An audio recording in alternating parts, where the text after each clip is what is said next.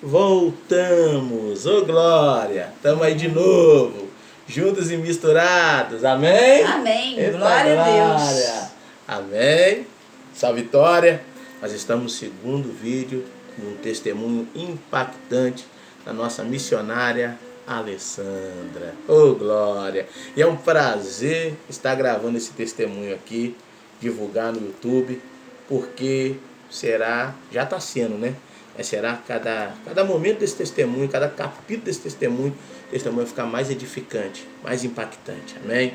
Você vai conhecer a história dela, vai começar a conhecer a história dela, está conhecendo, falou da família, falou de muitas coisas, mas agora ela vai começar a contar o testemunho dela, amém? Glória a Deus. E você que não se inscreveu, se inscreva. O nome do canal é Igreja Reciclando Almas. Ativa o sininho, dá um like, compartilha. Amém? Ô glória. Fala da sua história. Então, eu sou filha de militar. Então, meu pai viajava muito, não parava muito nas cidades. E a gente gostava de viajar. Eu sentia esse gosto. Meu pai saiu do Rio de Janeiro, veio parar em Valença e conheceu minha mãe. E foi morar com a minha mãe. E com a minha mãe ele teve 4 filhos. Eu sou uma das caçulas. E dali, meu pai sempre estava no quartel, no Rio de Janeiro. E nós crescemos tendo uma vida boa. Tinha uma vida boa, pastor, porque eu era filha de sargento. Meu Deus. Não faltava nada, não faltava comida, né? Não faltava roupa. Meu pai já tinha comprado apartamento, meu pai tinha carro, meu pai tinha situação boa, meu pai tinha as coisas. Então minha mãe passou a ter também. Porque a minha mãe, se nós morávamos aqui, ela é do interior, então a situação não era muito fácil naquela época, né? Vamos dizer assim. E quando meu pai casa com a minha mãe ela era espírita. A família da minha mãe, a maioria das mulheres, a maioria da família são espíritas, né? Então nós viemos de outras religiões, católicos, espíritas, kardecistas, e assim foi. A minha mãe, como todo espírita, sabemos que cada filho que nasce, eles são oferecidos a uma entidade, a um espírito protetor. Que assim que eles se julgam, assim que eles se apresentam. Meu Deus. Então, os filhos dos espíritas, eles inocentemente não sabem a verdade. Acabam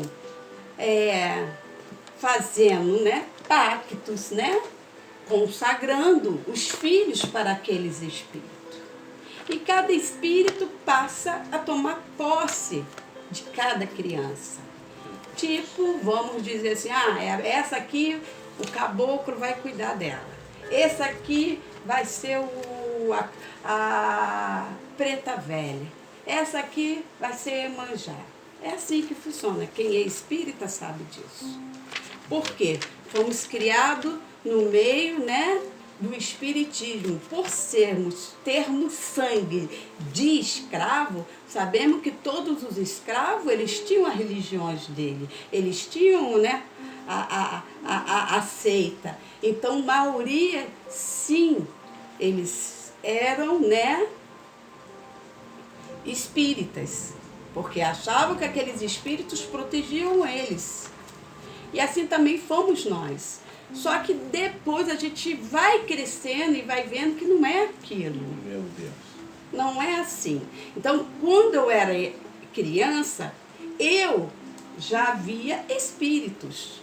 Eu já via aquele espírito que se apresentava para mim como uma menina, que era loura, bonita, conversava, ria comigo e ela dizia, eu sou o seu anjo da guarda. Eu sou o seu protetor. Eu vou te proteger a partir de hoje. Tudo que você quiser, você me pede, você me chama que eu vou aparecer. Sim, porque a gente, quando é criança, a nossa visão espiritual, ela é bem aberta. As crianças têm, sim, um dom, um talento, uma visão espiritual que elas enxergam, sim, as coisas. Então, eu passei a crescer com aquele espírito que dizia que era o meu protetor. Então, para mim, já era normal, pastor, passar ali, ver um espírito ali, ver outro aqui, andando ali, do lado da pessoa. Porque quando eu falei isso com a minha família, eles falaram que era um dom que eu tinha de visão. Eu enxergava. E além de ter de visão, eu tinha outro dom que era que de audição, de ouvir, Você ouvia? de conversar. Você conversava? Conversava com Meu eles. Deus. Então eu passei a ter uma afinidade de ver os mortos, de conversar com os mortos. E não tinha medo, porque eu fui criada ali, eu cresci ali no meio. Então, para nós, essa cidade era pequena, naquela época tinha muitas assombrações, né? Muitos anos atrás. Então, para a gente, era normal. Era normal. Era normal você chegar numa segunda-feira, acender uma vela para as almas das pessoas que morreram, ir lá no cemitério, no cruzeiro, onde tem aquela cruz, acender a alma, fazer a missa do 7º dia, rezar. Era normal. Era normal. Na nossa terra era normal. Na nossa época era normal. E nós viemos cumprindo as tradições. E a minha mãe se tornou uma grande mãe de santo aqui na cidade. Então todos tinham um respeito pela nossa família, mais ainda. Mais ainda? Mais ainda, porque além de ela ser uma grande mãe de santo, né, tinha certos poderes que a gente sabe que tem. O mundo espiritual tem. O inimigo, ele existe e ele é poderoso, ele não é fraco. Engana-se as pessoas que acham que não existe o bem, que não existe o mal. O bem existe e o mal também. Meu Deus. Só que o mal, ele camufla. Ele finge que ele é o bem. Ele cega as pessoas. Mas como assim? Quando eu frequentava os centros, a gente rezava terço. Todas as imagens que eu via dentro do centro, a gente via dentro da igreja católica. Meu Deus. Então, só mudava os nomes. Então, São Jorge na igreja católica é São Jorge, né? Mas lá na Umbanda, na Quimbanda, ele era Oxalá, ele era isso. Então, cada santo tinha um nome, mas lá dentro do centro tinha outros nomes. E eu não entendia isso. Eu não conseguia entender como é que eu estava dentro do lugar, tinha isso. Chegava dentro da uma igreja católica, tinha aquilo. E eu vendo aquelas imagens, e eu não entendia certas coisas. Até chegar um certo tempo, quando eu completei meus 7 anos e meio para 8 anos, a minha mãe morreu. Sua mãe morreu? Minha mãe morreu de parto, né? Dando à luz uma outra criança, uma outra menina. E dali em diante eu fui sendo criada pelo meu pai e minhas irmãs mais velhas. Como eu sempre disse, a gente não parava muito aqui em Taboas, a gente ia muito para o Rio de Janeiro. Então, às vezes, eu ficava um período na cidade do estado do Rio, no interior, e às vezes a gente ia para a cidade grande. Ficava um período lá, porque meu pai era transferido no quartel. Então, cada lugar que ele ia, a gente ia. Você não parava, Não né? parava. Então, nós viemos assim. Então, eu ficava muito mais na cidade grande. E ali, eu percebi que na cidade grande, no Rio de Janeiro, na capital, não tinha muito isso de centros, de espiritismo. Não tinha muito essas religiões. Era diferente. Eu via muito catolicismo. As pessoas iam muito para a igreja católica. Então, ali começou já a ter uma divisão. E o meu pai, depois que minha mãe morreu, meu pai virou um alcoólatra. Ele bebia muito. Ele bebia, passou a beber muita quantidade, porque ele começou a ficar, né, depressivo, começou a ficar triste. Ele tinha 4 filhos para criar, mas os mais velhos, que era do primeiro casamento. Então, foi uma burdoada só.